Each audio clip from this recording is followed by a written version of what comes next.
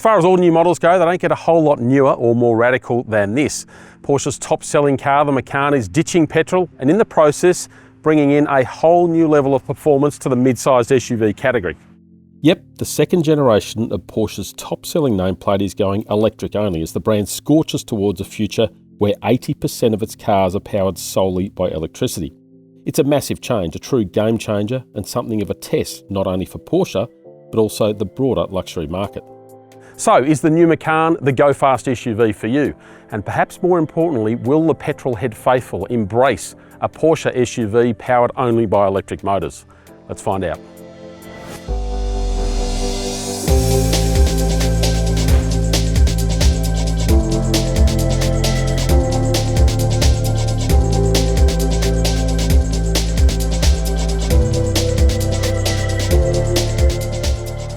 The Macan has long been the most affordable way to park a new Porsche in your driveway. That'll still be the case when this new model arrives late in 2024, but only just. The switch to EV has seen a huge price jump. Previously you could get one for less than 100 grand. Now you're shelling out $133,700 plus on-road costs for the Macan 4 and a hefty 180 grand for the Macan Turbo. Now there will be other Macan variants down the track, including a single motor rear drive price ladder. For now though, it's the Turbo we're focusing on in this test. The Macan Turbo makes 430 kilowatts or 470 kilowatts if you're using the launch control system. And there's a full 1130 Newton meters of torque. They're massive numbers and they help the Macan set a new performance benchmark in that mid-sized SUV category. So 0 to 100, you're looking at 3.3 seconds. Top speed, 260 k's an hour. The Macan is also quick to charge. Just like Porsche's first EV, the Taycan, it gets an 800 volt electrical architecture. So it can take huge amounts of power when you're charging, up to 270 kilowatts. So a 10 to 80% charge of the 100 kilowatt hour battery takes as little as 21 minutes. Home charging, you can do it up to 11 kilowatts for a full charge in around about 10 hours. Most SUVs from German brands have two body styles, a regular SUV and more of a coupe-like profile. This one's very much towards the coupe-like look, and this is the only one that Porsche's going to do for the Macan. And it gets a bit of sports car thinking elsewhere, things like these pillarless windows, for example. You've got active aerodynamics, so at the rear there's a wing that can pop up not only to improve downforce at speed, but also to improve range, so improve the aerodynamic slickness through the air. Now speaking of that, drag coefficient just 0.25. It's extremely low as far as SUVs go. The previous Macan was 0.35. And the active aero, you've got some more on the front as well. The lights, well these lights here, they're actually just the DRLs, the daytime running lights. The main lights are down here. And Porsche with the Macan is actually trying to differentiate the turbo model, the faster one, from the regular ones with a few little cool design touches. So the badge, for example, greyed out, turbonite in terms of the colour basically looks a bit cooler. And at the rear, you've actually got a different rear bumper, so some fake vents on the side, but again, helps give it a bit more muscle and stand out more than the regular Macan. The new Macan also benefits from being based on a dedicated EV architecture. So battery pack in the floor, they've actually stretched out the wheelbase, so an extra 86 millimeters between the front and the rear wheels. So interior space, the cabin space generally is much broader than it might seem from outside. You're also sitting 28 millimeters lower up front here, so quite a low slung seating position by SUV standards, and that also benefits headroom. So despite that sort of low slung coupe look, you've got acres of headroom in the front. There's also loads of Porsche class and quality, and part of that comes down to the choices. There are 13 standard exterior colours, 59 special colours, and 8 different wheel designs. So you can go mad on the customisation. Inside too, there are 8 different colour combinations. And if you want to customise beyond that, the only limits are with your imagination. And everything is beautifully presented, from the touch of the materials to the quality of the finishes. And it's all very familiar to anyone who's driven a Porsche. There's also plenty of 911 thinking in the infotainment and the technology. So the instrument cluster, for example, a 12.6-inch unit, it's curved and it's got some nice circular dials there, again, sort of harking back to that Porsche sports car history. The central screen, 10.9 inches, not enormous, but it is crisp and clear. And interestingly, it's run by Android Automotive, so Google operating system behind the scenes. So you can actually download third-party apps to the car.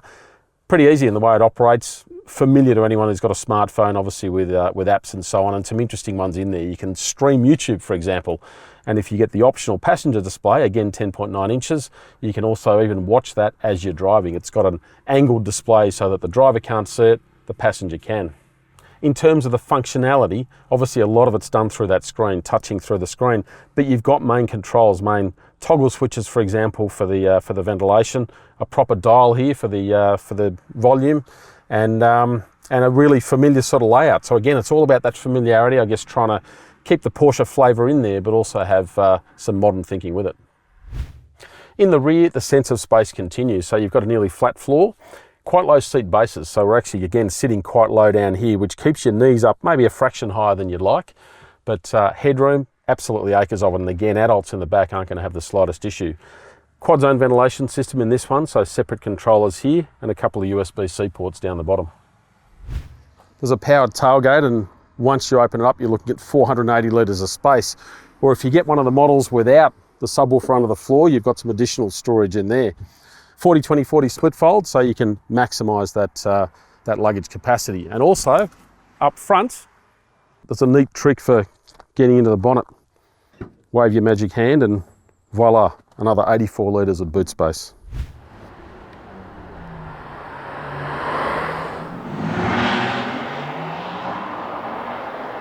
As soon as you slot behind the wheel, it instantly feels very Macan. There's a certain Porsche normality to it, which is obviously part of what they're trying to achieve. Obviously, you don't have the noise, so that's one very, very big difference, but you do have the thrust. And as soon as you step on it, there is serious go. That's one thing the Macan isn't lacking in, grunt. It is brutal at building pace. And like any EV, it comes on tap almost instantly. With more than 1,000 Newton meters, it never feels underdone. It's also clinical in the way it gets the power to the bitumen. There's a rear bias in the power delivery, something that gives it more of a rear-wheel drive flavour.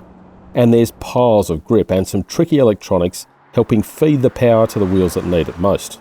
The Macan also has a launch control system, so dial up Sport Plus, for example, foot on the brake, flat on the accelerator, and lift your foot off, and it is all systems go. Like, that is seriously brisk. It gives you this real jolt, this shock, as you've got over 1,000 Newton meters being transferred to the ground, and then it just keeps going from there. It really is phenomenal in terms of how quickly it takes off.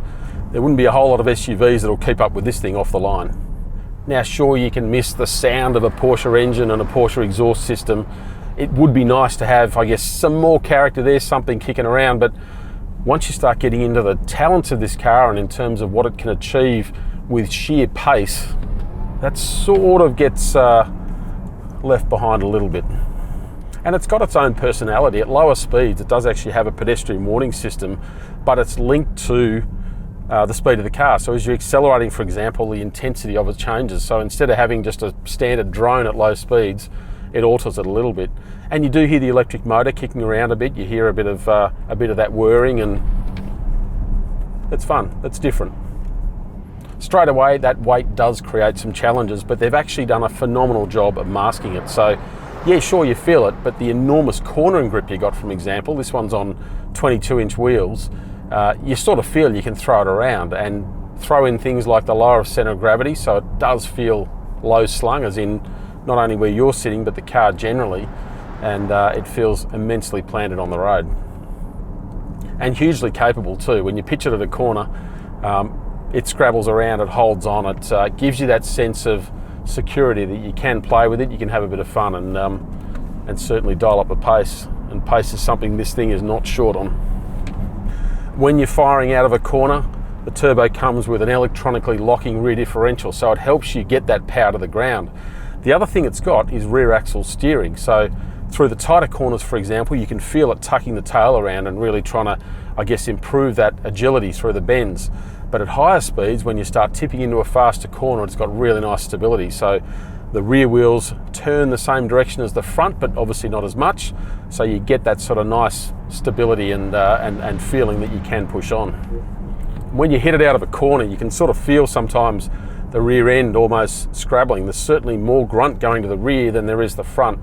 Porsche made a big deal of ensuring that this car was predominantly rear-wheel drive. The front wheels kick in as you need them. They give you that extra traction, that extra power when it's required, but for a lot of it, you're actually running in rear-wheel drive. So it's got a bit of playfulness to it. Some of that immense talent does come at the expense of comfort, but the compromises aren't nearly as big as you may expect given the capability of the car. And while you're darting through corners, you've occasionally got to remind yourself that it is an SUV with a relatively high centre of gravity, albeit one that's come down an enormous 440 millimetres than the petrol car it replaces. Now, I've only driven cars on 22-inch tyres, and there is some initial sharpness over bumps, even when you're in normal mode, which is the cushiest of the suspension settings. That sharpness intensifies once you dial up Sport or Sport Plus modes, with the dampers getting progressively firmer. But there's also enough compliance, in part due to 2-valve dampers that can adjust the damping force depending on what it is you're driving over. It's pretty clever stuff. And the firmness is by no means out of control, and overall the Macan does live up to its luxury positioning nicely. It's the sort of car that can lift for those windy road blasts, but pamper for everyday cruises. It all adds to the talent of what is a big step forward for Porsche's top-selling model. What the Macan lacks in raw character, it makes up for with sheer pace and everyday livability. It's not perfect, the price tag is as feisty as its acceleration, and the extra kilos make for a portly car. But it delivers on pace and cornering thrills, and all while oozing with Porsche personality. Arguably the biggest challenge the Macan's going to face is convincing the petrol heads that electricity is okay. Probably won't take too long behind the wheel to answer that one. Now, if you like this video, hit like and subscribe, and stay tuned to Car Sales for a whole lot more on the new Macan.